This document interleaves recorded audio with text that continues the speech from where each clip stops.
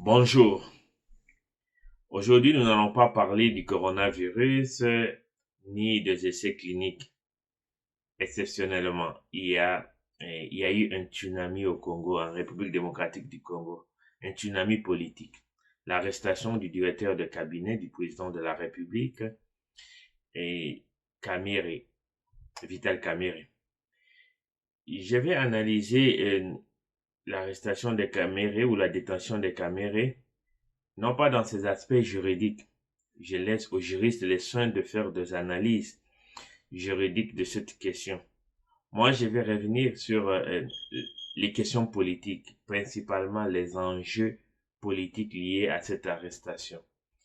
Et pour que je puisse continuer à vous faire ces genres d'analyses, je vous demande de vous abonner à ma chaîne, La Diète de l'info.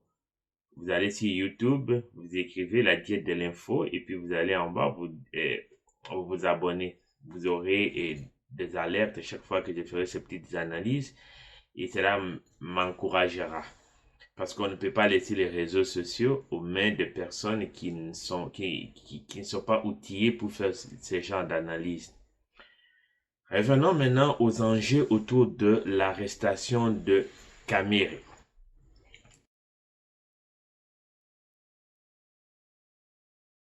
Il faut dire que l'arrestation de Vital Kamere a soulevé 5 enjeux.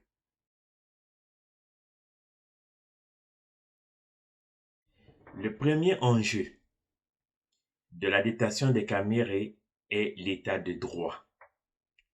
L'IDPS a toujours promis un état de droit. L'IDPS a toujours dit que lorsqu'ils arriveront au pouvoir, ils vont instaurer un état de droit.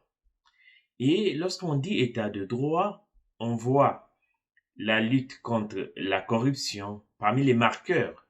On voit la lutte contre la corruption, on voit l'indépendance de la justice, on voit la bonne gouvernance. Donc, cette détention de Kamere remplit ces 3 critères d'un état de droit.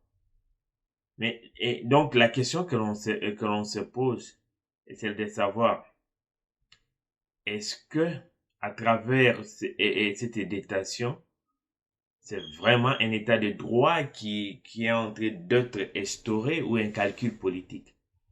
Mais quoi que l'on en dise, calcul politique ou pas, en termes de message politique, le message politique que Félix nous livre est un message fort parce que c'est un message qui crédibilise une grande partie de son discours sur l'état de droit, sur la lutte contre la corruption et envoie un message général. Personne n'est intouchable. L'imputabilité. Quand vous gérez l'argent de l'État, vous devez rendre compte de la gestion de cet argent. Donc, c'est autour de ça que la communication du président et de l'IDPS va s'articuler. Une justice indépendante, donc le président ne va pas intervenir. Il va laisser la justice faire son travail. Et deuxième aspect, oui, nous avons promis, nous allons lutter contre la corruption et personne ne sera intouchable, même dans mon propre camp, même mon propre directeur de cabinet répond devant la justice de sa gestion de programme de 100 jours. Et puis, quoi qu'on en dise, c'est aussi un signe de bonne gouvernance. Parce que la bonne gouvernance, les bonnes pratiques dans la gestion d'un État, c'est qu'il y a une réduction des comptes. On s'explique lorsqu'on a géré l'argent de l'État. Parce que au début du programme de 100 jours, nous avons dit que ce programme, ce n'était pas adapté pour la gestion de la présidence de ce programme, ce n'était pas la bonne chose. Et c'est ce qui est avéré aujourd'hui. C'était une mauvaise idée de confier la gestion du programme de 100 jours à la présidence. Parce que la présidence n'est pas responsable devant le Parlement, ce qui rendrait l'évaluation de ces programmes plus difficile. Et aussi, permettrait, il y aurait beaucoup de tentations de corruption, en sachant que personne ne va gérer ou personne ne va évaluer ces programmes, personne ne va nous demander de rendre compte de notre gestion de ce programme. C'est ce qui est arrivé à Camère. Il gérait ce programme, il avait oublié que c'était de l'argent de l'État et qu'il y avait des procédures à suivre pour décaisser l'argent de l'État, pour engager les fonds de l'État.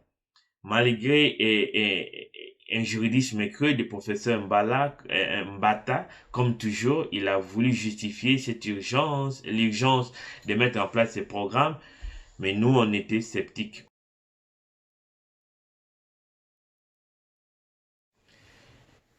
Donc, le deuxième aspect, ou le deuxième enjeu de la détention de Caméré est le parricide, ou l'art de tuer son mentor. En politique, ça veut dire quoi? Ça veut dire qu'il faut savoir mettre hors jeu un mentor, quelqu'un qui t'a aidé à acquérir le pouvoir, ou quelqu'un, un compagnon, un, un allié qui t'a aidé à acquérir le pouvoir, mais qui peut potentiellement peut devenir un adversaire, ou qui peut t'empêcher de réaliser ton programme comme toi tu le veux. Et ce n'est pas simplement Félix. On a vu Donald Trump neutraliser son conseiller le plus puissant, Bannon. Tout le monde considérait Bannon comme le vrai vice-président. On l'a vu en France. Macron essayait de neutraliser Hollande et il a réussi, il est président. Sarkozy mettre fin aux ambitions de continuité de Chirac. Pompidou aussi a mis fin aux ambitions politiques de général de Gaulle. En Angleterre, en Allemagne, Angela Merkel a fini avec Helmut Kohl. Donc, il y a cet art en politique de savoir comment achever son mentor. Parce que c'est comme ça seulement que vous pouvez acquérir une indépendance et mettre en place votre programme comme vous le voulez. Caméré, tout le monde sait, était considéré comme le vice-président ou un président bis. Caméré était considéré comme le coaché, Caméré coaché. On l'appelait le meneur des jeux. En réalité, cela énervait non simplement les gens de l'IDPS, mais aussi le président lui-même, que l'on dise que c'est Caméré le cerveau. Oui, il faut dire qu'autour de l'IDPS, tout le monde reconnaissait à Caméré deux avantages. Une caution d'expérience, parce qu'il avait géré, il était président du Parlement, et puis il a géré plusieurs ministères, donc il avait beaucoup d'expérience. On l'appelait, on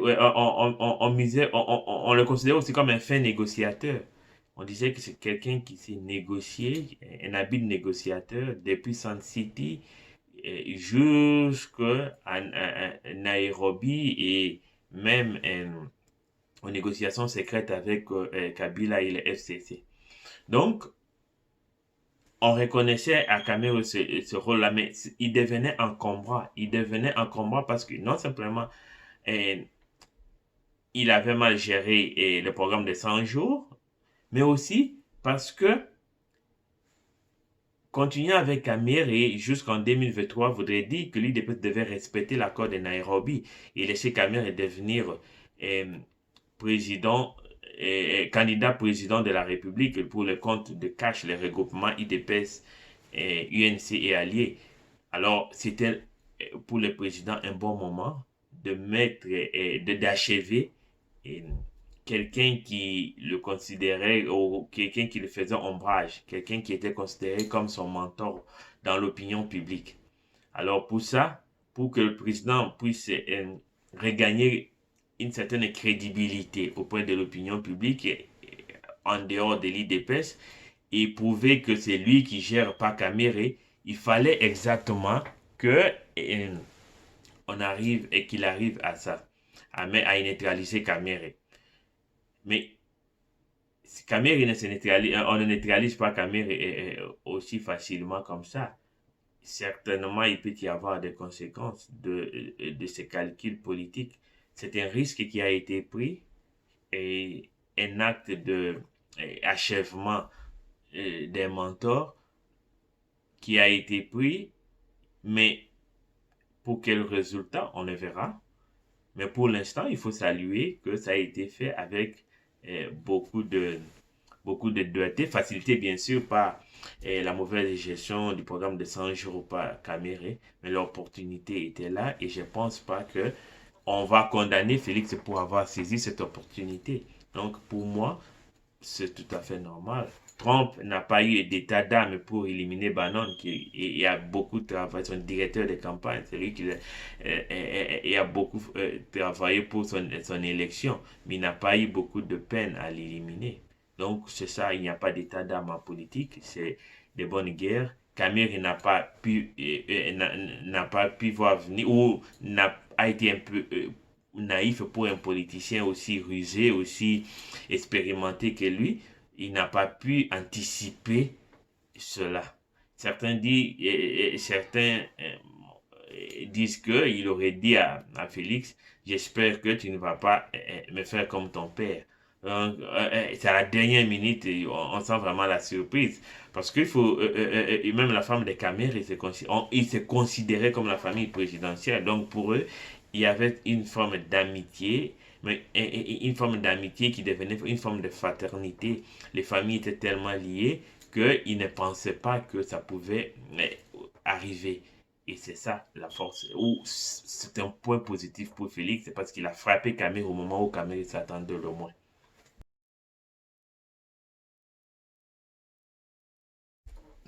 Alors, il y a un autre aspect, ce qu'on appelle, c'est que certains disent, c'est que euh, c'est l'instrumentalisation de la justice, le calcul politique, l'enjeu. Est-ce que on a l'enjeu ici, ou le troisième enjeu ici, c'est celui de l'indépendance de la justice. Est-ce que nous sommes en face d'une justice qui est indépendante ou nous sommes en face d'une justice qui a été instrumentalisée par les adversaires des Camérés pour l'écarter auprès du président?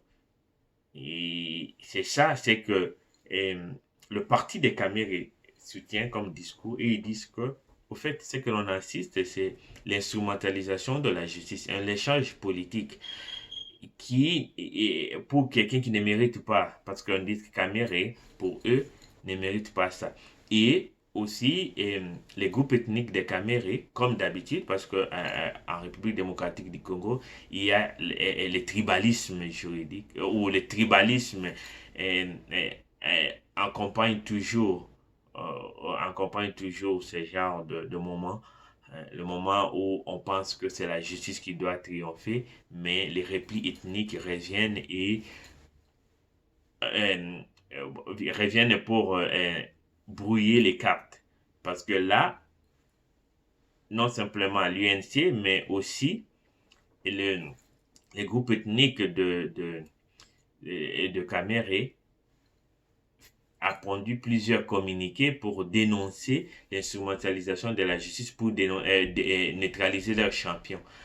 Mais ici, c'est un peu ça la faiblesse de nos États, les États fragiles comme la République démocratique du Congo. Parce que la question, ce n'est pas de se positionner comme tribu ou comme groupe ethnique.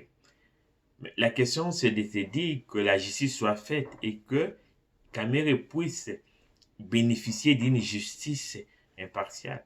Mais au lieu de ça, on veut dédouaner Caméré ou trouver des excuses à Caméré parce qu'il est de notre groupe ethnique. C'est ça ce qui est triste. Donc cet argument-là d'instrumentalisation politique, même si ça peut être vrai, est souvent n'est pas crédible aux yeux de la majorité de Congolais qui ont vu Caméré mal gérer les fonds de l'État. Et tout le monde a vu comment Caméré gérait ses fonds de l'État. C'était catastrophique. Il y a eu beaucoup de dénonciations. Et jusqu'aujourd'hui, les sauts de moutons ne sont pas finis. Plusieurs contrats, les maisons préfabriquées ne sont pas livrées. Il y a beaucoup de malversations. Donc, face à ces malversations, les replis ethniques n'est pas la solution. Il faut qu'on demande à Caméré de s'expliquer. Et c'est là même l'honneur du groupe ethnique. Au lieu que le groupe ethnique puisse jouer ce jeu est comment pour justifier la malversation.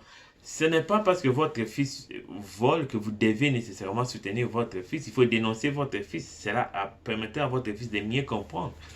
Mais bon, on serait naïf pour dire que il n'y a rien d'autre derrière, derrière la détention des caméras et que c'est simplement l'indépendance de la justice. Oui, il y a un calcul politique. Oui, et ce calcul politique profite de la faiblesse des caméras ou de la mauvaise gestion euh, de, de la mauvaise gestion du programme de 100 jours par Caméré. Donc Caméré a donné une opportunité à ses adversaires pour l'atteindre. Et ils en ont profité. C'est ça la politique. Qu'on le veuille ou pas, il y a un calcul politique. Déjà, l'IDPS voulait éliminer Caméré. La base, comme ils aiment appeler leurs militants, ne voulait plus de Caméré. Ils voulaient que Caméré puisse partir. Et puis, et 2023 est là et aussi la base. Ils ont ces calculs-là. Ils savent qu'il y a un accord et qui est le seul moyen d'échapper à cet accord dans la dignité, c'est de neutraliser Kamel soit en l'incriminant, soit comme ils sont en train de le faire, même si Kamel ne fera pas de la prison, mais l'éloigner ou mettre fin à la coalition Cash, la coalition qui était promise pour 10 ans. Mais cette fois-ci, c'est même pas fait une année. C'est ça la politique. Elle est vraiment dynamique, comme disent certains, parce que chacun a ses calculs. Et les pions, on sait que cette année sera une année quasiment, en termes politiques, une année morte, parce qu'il n'y aura pas vraiment grand-chose. À partir de l'année prochaine, la pression commence à augmenter parce il va rester que euh, 2 ans exactement de gestion, donc on sera pratiquement à mi-mandat. Et puis, c'est peut-être le bon moment de profiter de la faiblesse de l'adversaire pour l'éliminer et baliser les chemins pour un deuxième mandat de Félix. C'est ça au moins le calcul politique de l'IDPS et de sa base. Moi, je ne suis pas contre ces calculs, c'est exactement ça. C'est à Kamer de se prévenir. Si Kamer était prudent, il aurait pu anticiper cela, mais il a été naïf et donc il s'est fait avoir. C'est tout à fait normal.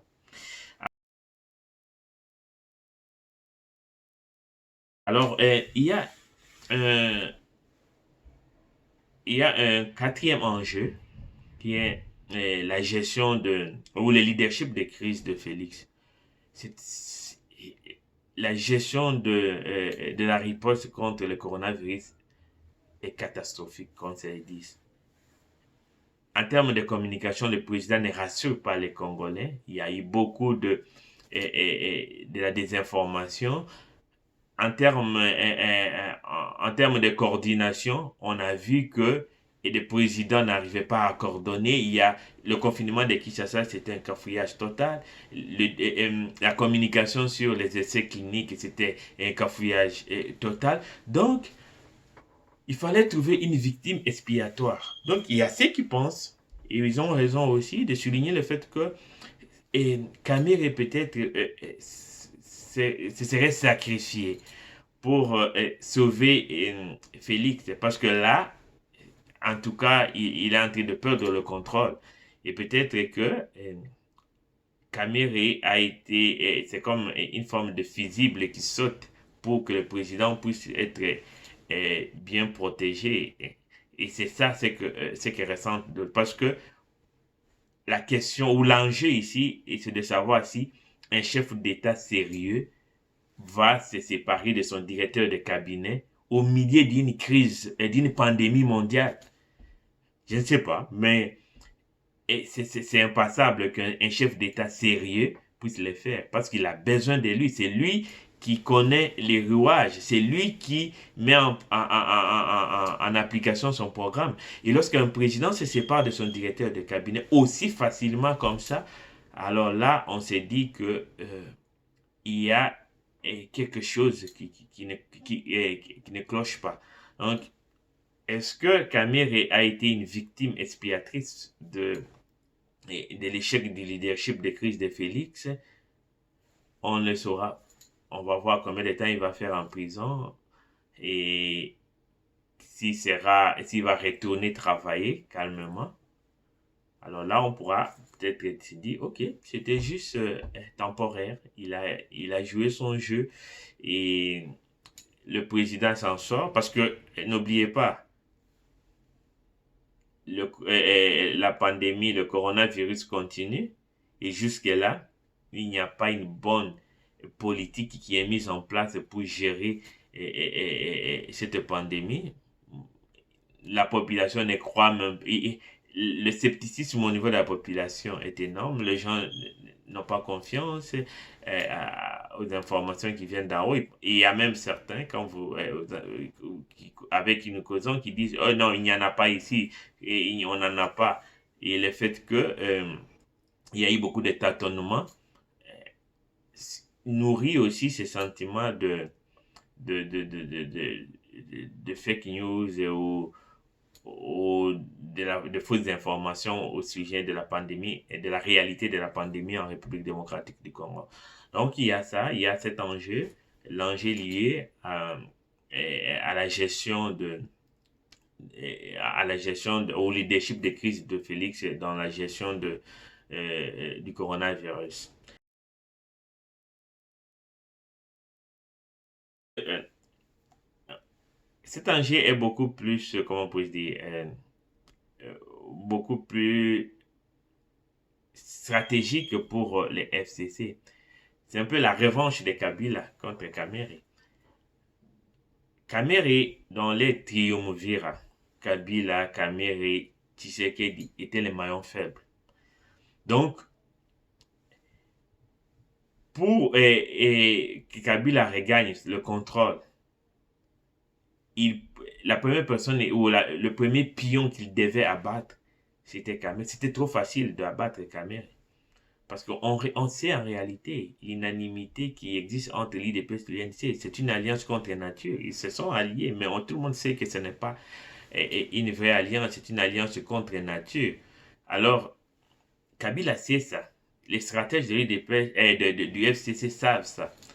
Alors, il y a certains qui disent, à travers les ministres Célestin Tundaya Kasende, Kabila en profite pour éliminer ses pions. Échec mat. Kamere n'a pas pu venir parce que Kamere avait confiance à son alliance avec Félix. Il pensait que ça le protégerait un peu plus dans ce triumvirat. Mais il a oublié que la politique est dynamique. Il faut faire des sacrifices. Et si Félix devait choisir entre lui et Kamere, il n'hésiterait pas de sacrifier Kamere. Donc, pour certains, Kabila fait d'une pierre deux coups. Non simplement il élimine, il élimine Kamere, mais aussi il fragilise Félix. C'est une aubaine pour lui. Félix sans Kamere, ce sera difficile. Il peut mettre qui il veut à la place de Kamere, mais ce monsieur-là n'aura pas le pedigree de Kamere. Ce monsieur-là ne pourra pas faire le service que Kamere pouvait faire. Kamere connaît presque toute la classe politique. Il a été dans ces jeux-là, dans ces joutes pendant longtemps. Il sait comment dribbler. Ce n'est pas pour rien qu'on l'appelle le caméléon. Parce qu'il sait comment jongler dans ses marigots. Hein. Mais sans sa défense, Félix se trouve lui-même en défense. Et là, ça devient très, très compliqué pour lui. Parce que il n'a plus quelqu'un, il n'y a plus d'intermédiaire entre lui et les FCC. Et les FCC va en profiter sérieusement. Et il ne faut pas faire de cadeaux à Félix, c'est ça la politique. Et j'ai vu certains avoir même une forme de peur bleue lorsqu'ils ont vu que on avait convoqué l'Assemblée en session, c'était extraordinaire. Les gens ont commencé à dire peut-être que on veut destituer Félix et tout ça. Non, c'est sûr que sans Kamere, Félix et sans Kamere, ce n'est pas la même chose. La dynamique change. Et la dynamique va changer carrément. Donc, ça, c'est la revanche de, de, de, de Kabila.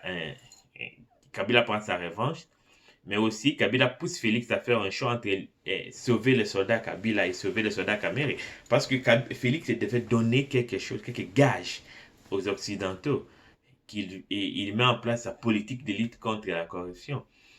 Mais il sait qu'il ne peut pas attaquer les camps Kabila. Il ne peut pas aller plus loin, il ne peut pas fouiner dans le passé de Kabila. Entre fouiner dans le passé de Kabila et sacrifier Kamere, il a choisi sacrifier Kamere. Donc, dans tous les cas, Kabila ne regrette pas la détention de Kamere. Et Tshisekedi aussi ne regrette pas. Parce que pour Tshisekedi, les Américains ont reçu un message aussi, que je suis sérieux dans la lutte contre la corruption. Et même si je n'ai pas touché leur cible, Kabila, mais du moins, je sacrifie un de mes proches, les plus proches collaborateurs. Kabila lui dit, ok, ben, merci pour ça. Moi, je suis content que tu aies sacrifié Kamere pour moi. Et moi aussi, je ne regrette pas Kamere.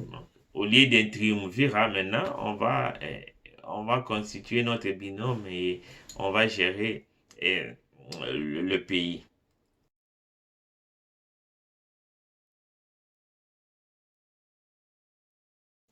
Alors, pour conclure, il y a deux questions qui seront en suspens tout au long de ce saga de Kamere. Et on se posera la question si c'est l'indépendance de la justice qui gagne ou c'est un calcul politique. Ça, c'est la première chose, la première question qui restera pendant tout le long du processus. Est-ce qu'on va guetter, on va toujours vérifier si c'est vraiment de l'indépendance de la justice ou un calcul politique. Deuxième chose, Kamere. Certains veulent enterrer Kamere sitôt. Non, Kamere c'est un animal politique. Il sait toujours rebondir. Et comme un chat, il tombe toujours sur ses quatre pattes. Et là, on se demande si il aura, à 61 ans, il aura assez d'énergie, assez de force et de ressources pour rebondir. Parce que ce qui va se jouer d'ici là, pour Kamere, c'est garder son parti uni derrière lui.